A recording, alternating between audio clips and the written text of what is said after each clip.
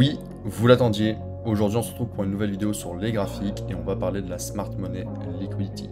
C'est une vidéo très importante parce qu'il est important de savoir que 90% des zones du marché ne réagissent pas forcément et vous avez déjà dû en subir les conséquences, c'est-à-dire tracer vos PY, vous voyez qu'il y a une réaction, vous placez et finalement vous faites trap. Et c'est ce qui arrive dans la majorité des cas parce qu'il n'y a pas vraiment une compréhension profonde de ce qu'il se passe en back-end. Donc aujourd'hui, il est primordial de comprendre tous ces facteurs pour pouvoir approcher le marché d'une façon objective.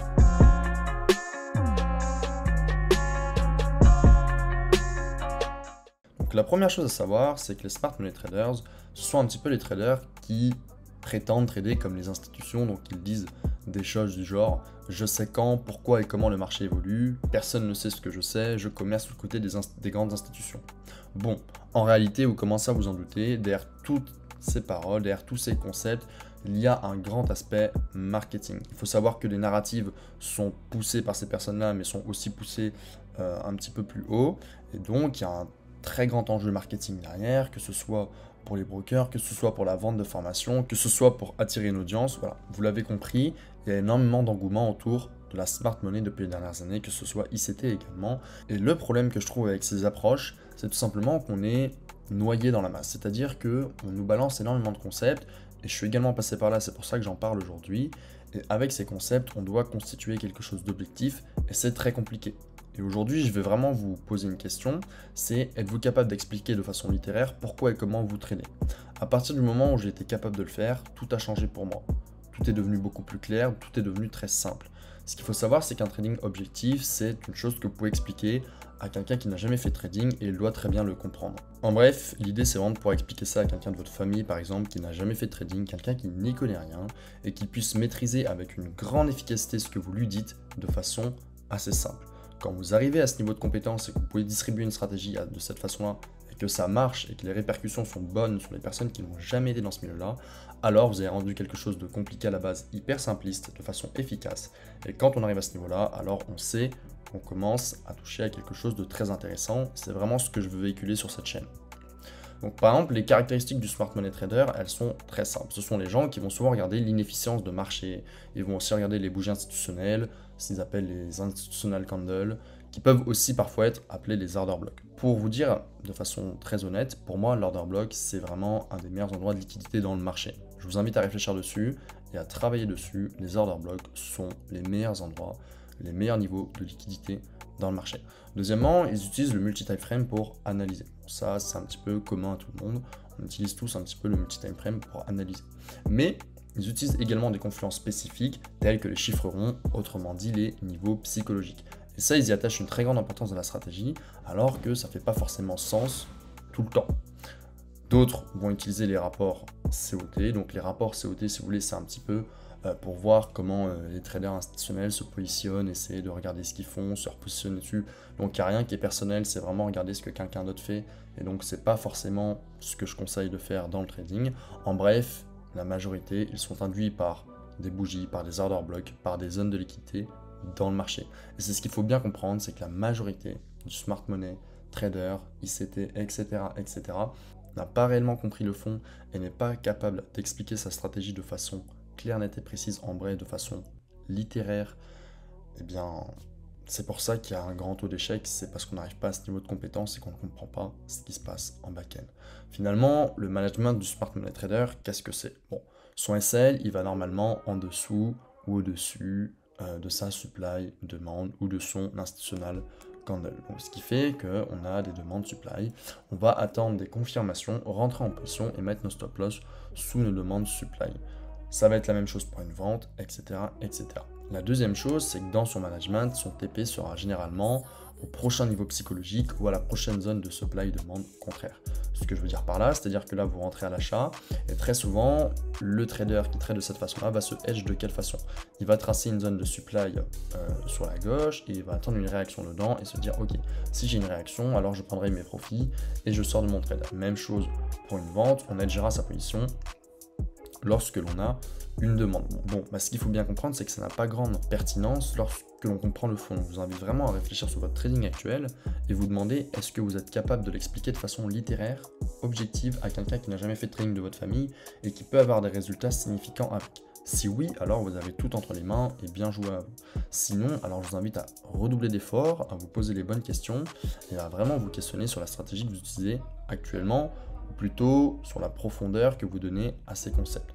Et puis, en troisième lieu, on sait bien que ces personnes-là passent très rapidement à break-even parce que forcément, vu que le taux de stop loss est assez élevé, quand il y a réaction, alors ils s'empressent de mettre un break-even pour éviter des pertes supplémentaires. Donc en réalité, qu'est-ce que c'est qu'un Smart Money Trap? Eh bien, un Smart Money Trap, c'est ce que nous appelons un trader qui entre en position suite à une incitation. En bref, vous devez comprendre que le marché, il va bouger d'une certaine façon, et aujourd'hui les approches qui sont transmises et les narratifs qui sont poussés sur les réseaux sociaux vont vous inciter à vous placer à certains endroits du marché sans réelle compréhension de ce qui se passe. Au fond, je le répète énormément dans cette vidéo, mais c'est super important, et vous vous placez justement, vous êtes induit par tout ce flux d'informations. Une fois que vous avez compris ça, eh bien, je vous invite à agir à tout l'inverse de ce qu'on vous dit sur les réseaux sociaux.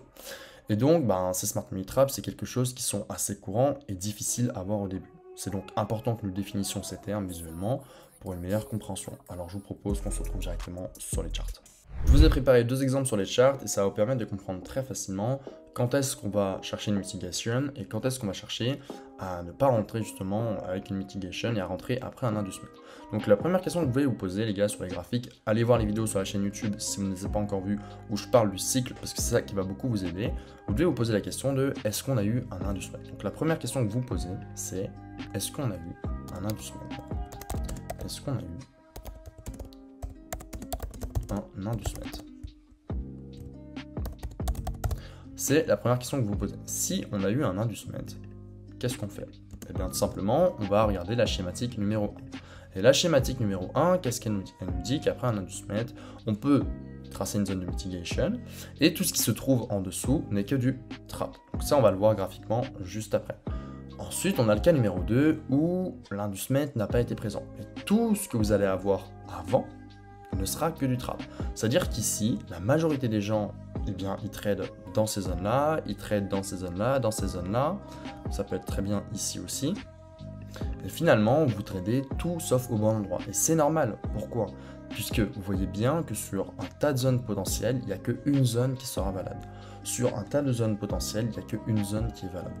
Comprenez bien ça. Une fois que vous commencez à assimiler le concept, vous allez comprendre mieux en mieux que les zones valables sur le marché sont vraiment très rares et il faut juste trouver une méthodologie qui vous amène à avoir tout le temps majoritairement la bonne zone puisque le 100% n'existe pas. Donc dans le cas numéro 2, on va avoir que des zones qui sont des traps pour la simple, bonne et unique raison qu'on n'a pas eu d'inducement.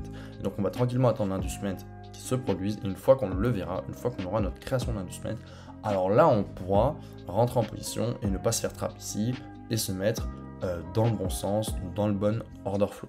Et donc les gars, ce que je vous ai préparé, c'est quelques exemples directement sur les graphiques qui vont permettre de comprendre tout ça. Par exemple, le meilleur exemple, et je pense que la majorité des gens ont déjà vécu ce genre de situation, c'est tracer des PY à tout va, avec de l'imbalance, se dire « Ah, mais il va forcément y avoir une réaction, il va forcément y avoir une réaction », et finalement, il n'y a aucune réaction. Alors, quelle était ma vision sur ce trade? Bien, c'est très simple. J'ai eu toutes mes confluences qui m'ont donné une vente. Cette vente, pourquoi je l'ai targetée sur les lots? Puisque là, on est dans la schématique numéro 2. Ok, on est dans le cas numéro 2 où on n'a aucun inducement qui est donné, d'accord? Donc là, on le voit de l'autre sens, donc c'est à l'achat, on n'a aucun inducement qui est donné. Donc forcément, on n'a que des trappes sur le côté. C'est ce que vous voyez, on n'a que des trappes ici, on va chercher notre inducement. Donc, moi, la seule chose que je peux faire, qu'est-ce que c'est? C'est de trader à l'encontre de ces trappes, puisque j'ai bien conscience que l'inducement majeur n'a pas été pris. Donc je vais trader à l'encontre de ces trappes et je vais plutôt chercher un achat pour aller chercher tous ces trappes. On est dans le sens contraire, donc je vais plutôt chercher une vente pour aller chercher ces trappes et au moins targeter l'inducement. Donc c'est ce que j'ai fait. J'ai pris une vente tout en haut qui m'a permis de targeter l'inducement. Maintenant, on ne va pas s'arrêter à là. On avait également d'autres possibilités à faire. Et ce que je vous propose, c'est simplement de tracer votre structure. Donc, quand on trace la structure de marché, on se rend bien compte qu'on se fait trap partout ici parce que l'inducement majeur il est en bas, et je pense que vous l'avez bien compris. Et donc ce qu'on peut faire, c'est trader dans le sens de l'inducement majeur. Pourquoi c'est l'inducement majeur? Tout simplement, c'est vendredi 19, c'est le lot de la semaine passée. Donc c'est un niveau très important. Donc on va trader dans ce sens-là, on va pas se faire chier, on va pas se casser la tête à trader dans l'autre sens, à se faire trap, puisque la volonté c'est d'aller chercher ce niveau-là. Donc tout simplement, je trace ma structure. Et là, je vous invite à aller regarder la vidéo numéro 2 de la chaîne si vous ne l'avez pas vue, ça vous permet de comprendre pas mal de choses. Juste, je trace ces niveaux-là, je marque mes niveaux de structure. Bim bam bam. Et qu'est-ce que je fais une fois que j'ai vu que j'ai mis en place de ce processus dans le sens bearish de ma tendance? Au lieu de me faire trap encore une fois ici, puisqu'ici c'est un énorme trap, d'accord? Et de me faire trap partout dans le marché, la seule chose que je vais faire, c'est que je vais tracer la seule et unique zone qui va me permettre d'aller chercher ma target. Et qu'est-ce que vous regardez? Cette zone-là vous emmène à votre target. Encore une fois, il n'y a pas de secret, il suffit d'être au bon endroit et de comprendre tous ces phénomènes-là et de se dire, ok, je vais faire tout l'inverse de ce qu'on me dit sur les réseaux sociaux. Il faut savoir que moi, personnellement, je trade à tout l'inverse de ce qui est expliqué sur les réseaux sociaux. C'est tout simple et ça me permet justement d'avoir une vision très intéressante sur les marchés financiers et ça me permet de prendre des trades très intéressants comme celui-ci, comme cette vente-là que j'aurais également pu prendre mais que je n'ai pas prise parce que tout simplement, j'ai pas tradé cette session de Londres ce jour-là. Donc voilà, je vais essayer de vous présenter plusieurs exemples pour vous exemplifier tout ça. Donc je vous retrouve dès qu'on trouve des exemples pertinents. Donc là, j'ai trouvé un exemple qui est plutôt pertinent. C'est un petit peu le même cas tout le temps, vous allez comprendre que ça marche un petit peu de la même façon. Vous avez un niveau de liquidité par hiérarchie qui a été récupéré important sur ces niveaux-là et qui va nous indiquer quoi? Qui va nous indiquer que la nouvelle target se situe ici, ok? Nickel. Donc maintenant, la seule chose que vous devez vous dire, c'est ok, comment je vais trader dans le sens de ma nouvelle target et comment je ne vais pas me faire piéger. Parce que là, il faut savoir que la majorité des gens, qu'est-ce qu'ils vont faire? Ils vont placer un PY ici, ok? Et encore une fois, on voit bien qu'on a une réaction sur ce PY là. On voit qu'on a une réaction dans le lower time frame, les gens sont certainement placés ici, ils attendent une hausse, et finalement ils ont été trap. Et tout ce que vous verrez sur la gauche n'est uniquement que du trap. Que du trap, que du trap, que du trap, qui vous donnera des petites réactions juste pour vous induire. Et encore une fois, si vous allez dans le sens contraire de ces traps-là, donc même si vous ne comprenez pas ce niveau-là, parce que ça, je ne vais pas le donner sur YouTube pour l'instant, si vous ne comprenez pas pourquoi on se retourne ici, vous avez juste à tracer un maximum de PY, d'accord? Si vous voyez que vos PY, ils se font tout le temps transpercer, la seule chose que vous devez faire, c'est trader de l'autre côté. Et qu'est-ce que vous devez chercher? Vous devez uniquement chercher une zone qui vous donnera une entrée valide. Et qu'est-ce que vous voyez? On voit qu'on a un niveau de cycle qui se met en place de la bonne façon et qui vous donne un niveau de target baissier. Maintenant que le niveau de target est baissier et que vous avez votre target final qui est ici, vous pouvez targeter les deux niveaux, prendre par exemple une partielle ici et tout simplement clôturer tous vos gains en positif ici. Donc vous voyez, comprenez bien, c'est qu'à chaque fois que vous faites trap, vous avez juste à vous dire, ok, je me suis fait trap une fois, je me suis fait trap deux fois, bon, bah je regarde si j'ai pas quelque chose dans l'autre sens. Ah, j'ai quelque chose dans l'autre sens qui est intéressant, bam, et ça m'indique une baisse. Et c'est tout le temps la même chose. Regardez, je vais reprendre le cas, pareil, à l'achat, donc ici, vous avez un potentiel PY, d'accord? Et puis, qu'est-ce qui se passe? On se fait trap, d'accord? On se fait trap. Donc, ce que je vous invite à faire, c'est que vous faites trap, vous faites trap, vous faites trap. Ça sert à rien de jouer contre ce qui se passe, il faut juste jouer avec ce qui se passe. Et vous avez juste à tracer encore une fois votre structure pour chercher un niveau plus intéressant. Vous voyez qu'il n'y a rien, vous ne rentrez pas en position et tout simplement, vous restez loin des marchés. Qu'est-ce qui s'est passé derrière? Tous ces niveaux-là n'ont rien donné. Est-ce qu'ils vous ont donné des niveaux intéressants? Absolument pas. Donc c'était uniquement des trappes, des trappes et des trappes. Et c'est comme ça que moi je vais utiliser mes trappes. C'est-à-dire que je ne vais pas me casser la tête, je vais juste regarder mes réactions. Bien sûr, j'ai une compréhension un petit peu plus aboutie que ça, mais je vous donne l'essentiel sur YouTube. Et quand vous commencez à comprendre ça, eh bien vous voyez que vous commencez à trouver des zones pertinentes. Et je vais vous en montrer encore et encore pour que vous puissiez bien comprendre ce phénomène-là et qu'il y a des trappes assez souvent. Par exemple, là, c'est un exemple très simple que je peux vous donner. Tout simplement, vous tracez votre structure, d'accord? Bam, bam, bam. Et qu'est-ce que vous remarquez? Vous remarquez que vous avez une prise de votre plus haut, d'accord? Qu'on était bearish et qu'on a une cassure de notre plus bas. Qu'est-ce que j'ai fait? J'ai juste tracé un PY sur ce niveau-là qui a donné une réaction baissière assez intéressante. Et c'est survenu à la suite de quoi? Eh bien, à la suite d'un trap. C'est-à-dire que la majorité des gens ici, qu'est-ce qu'elles ont vu? Elles ont vu un achat, on avait des cassures, on avait des superbes cassures, on avait énormément d'imbalance. Et donc, tout simplement, qu'est-ce qu'on pouvait dire? Ah bah nickel, j'ai un très beau PY, donc ici je me place, alors qu'en réalité, qu'est-ce que c'est? C'est un trap. Et après ce trap-là, eh bien, au lieu de continuer à chercher bêtement de l'achat, qu'est-ce que vous faites?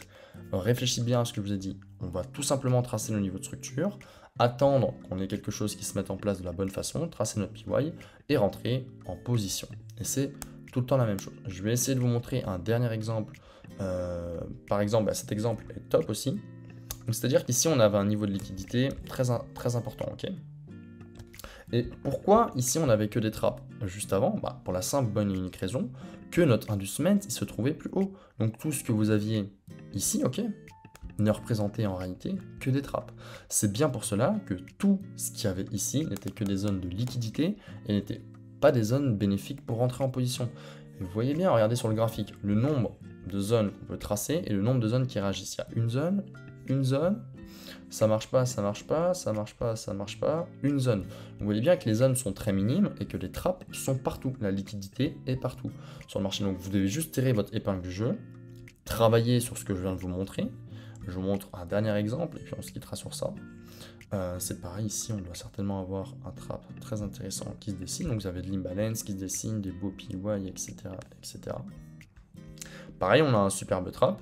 Et la seule chose que vous devez faire maintenant, c'est tracer votre structure après votre trap et vous dire, est-ce que j'ai quelque chose qui se trace dans le sens contraire? Oui ou non? Là, actuellement, on voit qu'on n'a rien eu. Tout simplement, qu'est-ce qui s'est dessiné? À nouveau, un trap. On a juste une petite réaction avant que ça vienne péter dans l'autre sens. Donc comprenez bien tout ça, il n'y a pas de secret dans le trading, il suffit juste de penser à l'opposé de ce que l'on vous dit, et une fois que vous commencez à penser à l'opposé de ce que l'on vous dit, tout deviendra plus simple et bénéfique. Retenez bien cette stratégie, après un trap, tracez votre structure, essayez de chercher quelque chose de cohérent, et quand vous trouvez quelque chose de cohérent, tout simplement, ça va devenir beaucoup plus intéressant pour vous de jouer avec ces niveaux-là. Donc je ne veux pas faire une vidéo beaucoup plus longue que ça parce que je pense qu'elle va déjà être assez longue.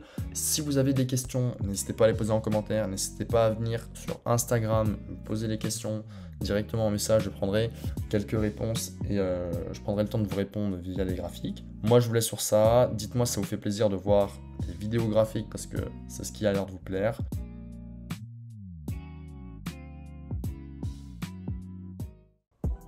Ok les gars, du coup moi j'aime bien exemplifier tout ce que je fais en direct live et c'est pour ça qu'on va se retrouver en direct live. Vous voyez que là il est lundi midi 55 et on va se retrouver en direct live pour exemplifier tout ce que je vous présente depuis le début pour vous montrer qu'il n'y a pas de miracle.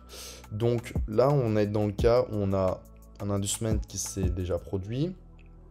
On va vérifier une zone de mitigation et juste au-dessus on a une zone de trap, d'accord? Donc là c'est absolument ce que je vais vous montrer. On va exemplifier cet exemple en direct. Et comme ça va être le meilleur exemple. Et je vais vous le montrer en direct, comme ça il n'y aura aucun souci. Pour vous montrer que ça marche bel et bien. Donc première chose, on doit identifier est-ce qu'on a eu un inducement ou pas. Deuxième chose, on identifie est-ce qu'on a une zone de mitigation ou pas.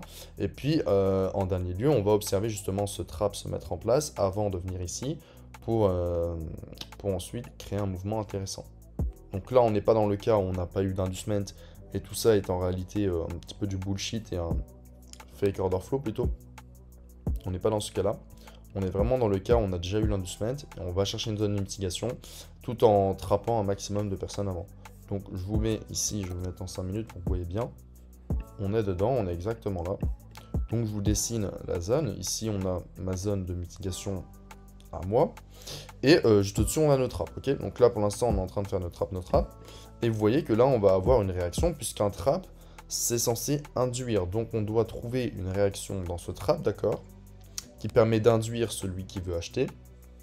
Et une fois qu'on a induit la personne qui veut acheter, on viendra là pour ensuite décoller. Donc, c'est juste une question d'induire. Quand vous comprenez ça, vous comprenez énormément de choses. Et vous pouvez lire votre graphique d'une façon plus objective. Là maintenant ce que je veux vraiment observer c'est que cette zone là est un trap et qu'elle va donner une petite réaction pour ensuite venir ici. Et à ce niveau là peut-être jouer quelque chose d'intéressant. Donc moi je vous laisse sur ça et on se retrouve juste après pour voir l'exemple, comment il s'est déroulé. Vous voyez bien qu'on est en live, on est en direct. De toute façon, il n'y a pas de triche là. Yep les gars, nous voilà à 17h56. Le prix a fait exactement ce qu'on voulait, donc il est venu réagir, nous créer le trap. Et finalement, il est venu réagir dans cette zone-là pour nous donner une réaction plus intéressante. Maintenant, à voir comment le prix va behave. Journée assez flat, on va dire en tout cas. Pas beaucoup de pips dans cette journée. On était férié, donc c'est plutôt compréhensible. Donc voilà les gars, en tout cas, c'était important pour moi de vous montrer en direct live comment ça se passe. Et vous voyez que c'est très carré. Les gars, donc là, il est 11h45 de la journée du lendemain. Je viens pour vous montrer un petit peu ce qu'on a vu la veille. Donc on avait notre trap qui a été tracé. Juste sous notre trap, on avait notre zone valide. Regardez ce qui s'est passé sur 2h du matin, le mouvement est parti. Donc c'est pas un mouvement folichon, mais c'est quand même une zone qui peut se mettre en ordre limite Vous pouvez tranquillement prendre vos 5 R là-dessus, il n'y a pas de souci dedans. Ce que je voulais vous dire, c'est que le but de la chaîne YouTube, et c'est pour ça que je me suis vraiment lancé aussi, c'est de vous montrer des choses en live trading, faire ce que peu de gens font. Donc voilà, on a eu le trap, on a vu ça, je l'ai filmé en live, donc je vous ai dit qu'il allait se passer ça, en haut, en bas. Ok, ça s'est passé extrêmement bien. Réaction, on induit les gens, on les incite à se placer à l'achat, bam, on trappe tout le monde. À ce moment-là, on crée le mouvement intéressant. Et puis voilà, maintenant c'est un mouvement qui s'est passé dans l'Asian. C'est pas ce que je traite personnellement, mais le mouvement a bel et bien été présent. C'était l'idée que je voulais vous montrer à travers cette vidéo. Donc je vous reprends sur les graphes. On continue comme ça, les gars. On se retrouve dans une prochaine vidéo samedi, encore sur les graphiques. Ciao, ciao, c'était Mercure.